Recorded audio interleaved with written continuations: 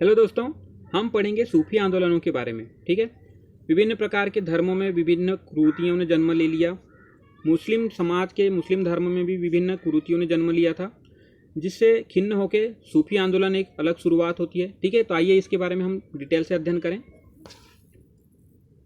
सूफी आंदोलन, सूफी जो शब्द है वो सफ़ा से निर्मित है। ठीक है, जिसका अर्थ होता है निष्कपट। और भी विभिन्न शब्द हैं जिससे हमें सूफी का अर्थ पता चलता है। सूफिया से भी सूफी शब्द निकला हुआ है, जिसका अर्थ होता है ज्ञान।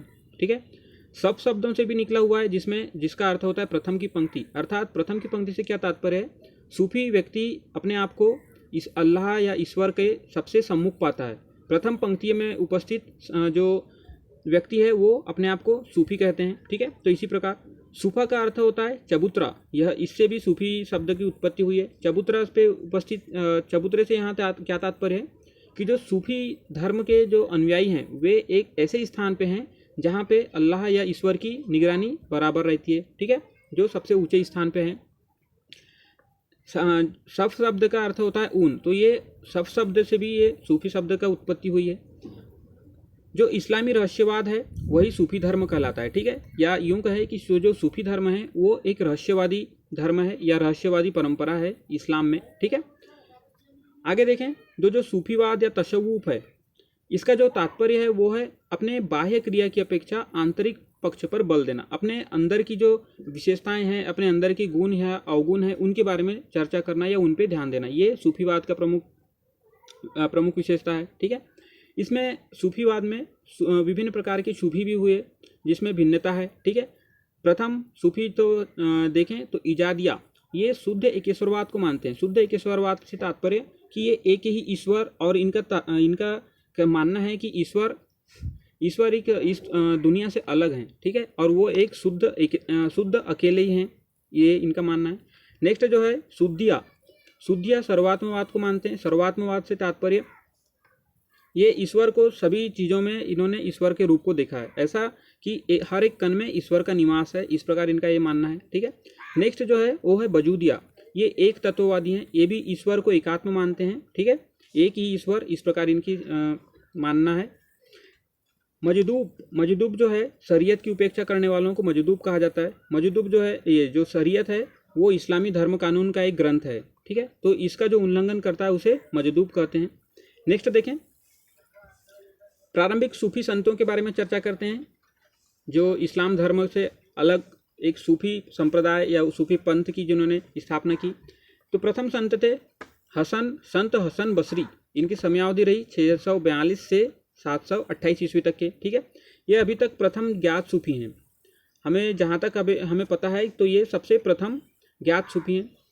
नेक्स्ट हुए राबिया बसरा बीनी। ठीक है, प्रथम वो अंतिम महिला सूफी। यह सबसे सूफी अगर संप्रदाय में देखें तो सबसे पहली एवं सबसे अंतिम महिला सूफी संत हुई राबिया बसरा बीनी।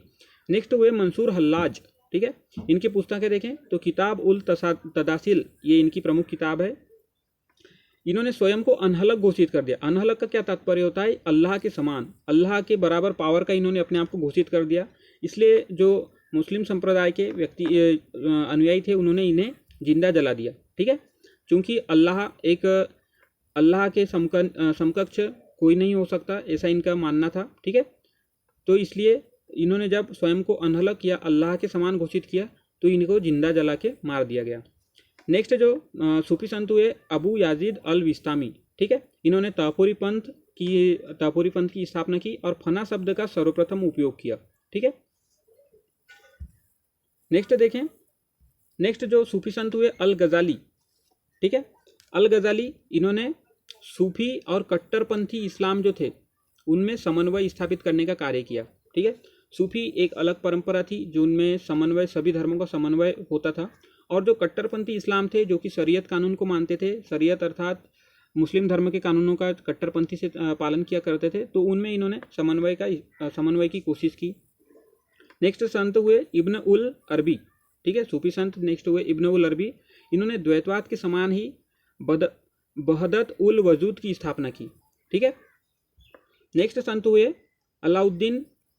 अलाउद्दौला सिम्मानी। ठीक है, अलाउद्दौला सिम्मानी, इन्होंने बहदत उल सुदूद की स्थापना की और ब्रह्म व सृष्टि को सत्य माना, अर्थात ब्रह्म और जो सृष्टि है वो सत्य है, इसके अलावा कुछ नहीं, इस प्रकार से इनका मानना था।